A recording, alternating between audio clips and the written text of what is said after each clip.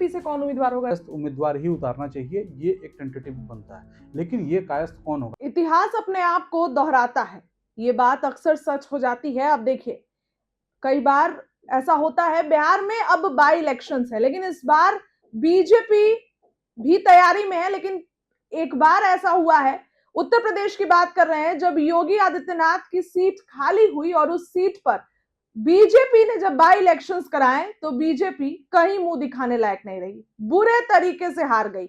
और अब इतिहास दोहराता है, तो बिहार में भी यही चीज हो गई है सर। अब 30 तारीख को चुनाव है, 3 तारीख को सब क्रिस्टल क्लियर हो जाएगा। क्या इस बार भी वैसा होगा? देखिए, क्या होगा ये तो अब मतलब पता चलेगा बाद में, लेकिन इसके चांसेस हैं। ये मौका लेने की ये ज़रूरत है विपक्ष के लिए, और ये मौका लेने का मौका भी है। अगर विपक्ष चाहता है कि उसको बीजेपी की एक मैसिव जीत, यानी कि एनडीए की मैसिव जीत पर एक साइकोलॉजिकल विन पोजीशन में आना है, तो उसको चाहिए कि वो अभी एक जो सीट बिहार में उपचुनाव हो जिस पर होना है बांकीपुर विधानसभा में, उसमें वो कोशिश करे। और कोशिश करने के लिए उसके पास पीछे के उदाहरण हैं। आपने बिल्कुल ठीक कहा कि गोरखपुर में ऐसा हुआ था। 2017 में जब योगी आदित्यनाथ सीएम बने और गोरखपुर की लोकसभा सीट खाली हुई, उसके बाद 2018 में वहाँ चुनाव होता है, तो उस उपचुनाव में बीजेपी हार गई। और बीजेपी के लिए गोरखपुर की सीट हारना मतलब उसके एक उसका सबसे बड़ा गढ़, वन ऑफ द सबसे बड़ा गढ़ जो था, वो हार गया। जो गोरखनाथ की जो मंदिर है, उससे गवर्न होता हो, वहाँ का पीठाधीश्वर जैसे ही हटता है उस कुर्सी से, तीसरा आदमी जब खड़ा होता है, तो वो चुनाव हार जाता है। बीजेपी वो सीट अगर हार जाती है, जैसे पटना में बांकीपुर सीट अगर हार जाए, कुम्हरार सीट हार जाए, ये हार बीजेपी के लिए पचाना बहुत मुश्किल पटना है। साहिब, बिल्कुल, पटना साहिब भी, पाटलिपुत्रा तो ठीक है हार गई लोकसभा में, लेकिन पटना साहिब सीट हार जाए, तो ये बीजेपी के लिए पचा पाना बिल्कुल मुश्किल है। मतलब लालू यादव की पार्टी अगर राघोपुर से हार जाए, तो फिर खराब बात है। वहां से हालांकि राबड़ी देवी हारी है, लेकिन क्या है कि वो हार सबसे बड़ी हार में काउंट होती है। 2010 का चुनाव, जो बिहार का विधानसभा का चुनाव था, वो सिर्फ इसलिए नहीं जाना जाता था कि आरजेडी जो है वो 22 सीट पर सिमट गई थी। वो इसलिए भी जाना गया क्योंकि जो सारण की वैशाली की जो राघोपुर सीट थी, वहां से राबड़ी देवी खुद हार गई। तो इसलिए क्या है कि बड़ी सीटों की लड़ाई जीतना उतना ही मुश्किल होता है, स्पेशली उपचुनाव में, क्योंकि एक दो सीट पर ही चुनाव होते हैं, सबका फोकस उसी सीट पर रहता है। और बांकीपुर सीट तो समझ लीजिए कि बीजेपी के लिए वाटरलू टाइप का हो सकता है, अगर विपक्ष ने पूरी घेराबंदी कर दी, जैसे यूपी में हुई थी। यूपी में मायावती ने कैंडिडेट नहीं उतारा था, अखिलेश के साथ उनका गठबंधन नहीं था, लेकिन सपा के कैंडिडेट के सामने मायावती ने अपनी मतलब कैंडिडेट को नहीं उतारा। निषाद पर काटने वाला काम नहीं हुआ, वो उन्होंने डायरेक्ट सपोर्ट कर दिया। पीस पार्टी थी, निषाद पार्टी थी और बसपा, इन तीनों ने सपा के कैंडिडेट को सपोर्ट किया, जबकि उनका कोई गठबंधन नहीं था। और सपोर्ट का नतीजा हुआ कि 21-22 हजार वोट से जो बीजेपी का कैंडिडेट था वो हार गया। तो बांकीपुर विधानसभा के उपचुनाव में बीजेपी को बहुत संभल कर चलना होगा।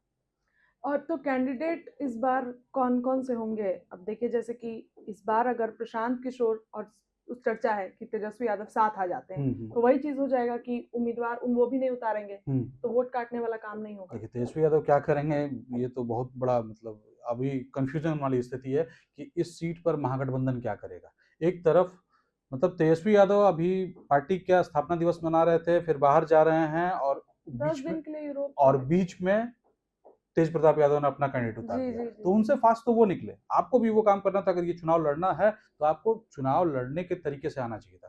खैर, उस पर बाद में जाएंगे। दूसरी तरफ जनसुराज लग रहा है कि इस बार प्रशांत किशोर चुनाव लड़ जाएंगे। अब क्लियर है कि जब प्रशांत किशोर लड़ जाएंगे, तो पिछले बार की तरह, जो यानी कि 2025 के विधानसभा चुनाव की तरह, वो आधी ताकत से नहीं लड़ेंगे, वो पूरी ताकत से लड़ेंगे, वो उसमें झोंकेंगे। और प्रशांत की बातों को शहरी वर्ग पर इम्पैक्ट पड़ा था, ये इसमें कहीं कोई डाउट नहीं है। उनको वोट्स मिले ना मिले, शहर के मतदाता उनकी बातों से प्रभावित जरूर थे।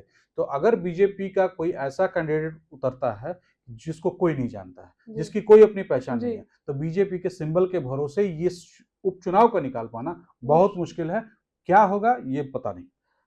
किसको उतारेंगे तेजस्वी, क्या लगता है? बीजेपी से कौन उम्मीदवार होगा? पहले तो इस पे बीजेपी में उम्मीदवारों के नाम की चर्चा बहुत है। देखिए, ये सीट जो है बीजेपी कायस्थों की सीट है, अभी तक इस पर कायस्थ ही विधायक रहे हैं। बीजेपी के पास अभी पूरे बिहार विधानसभा में कोई भी कायस्थ एक भी विधायक नहीं है। जेडीयू के पास एक है समृद्ध वर्मा जो सिकटा से जीते हैं, हम्म। बीजेपी के पास नितिन नवीन थे, अब छोड़ चुके हैं। तो यहाँ जो मतदाता हैं उनमें कायस्थों की संख्या ठीक ठाक है, तो कायस्थ उम्मीदवार ही उतारना चाहिए, ये एक टेंटेटिव बनता है।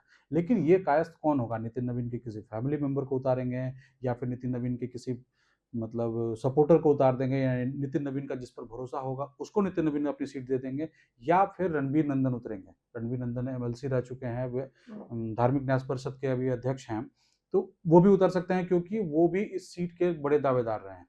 अजय आलोक का भी नाम आ रहा है जो अभी पार्टी के प्रवक्ता हैं, ऋतुराज सिन्हा का भी नाम आ रहा है जो उपाध्यक्ष है, उपाध्यक्ष वो भी हैं।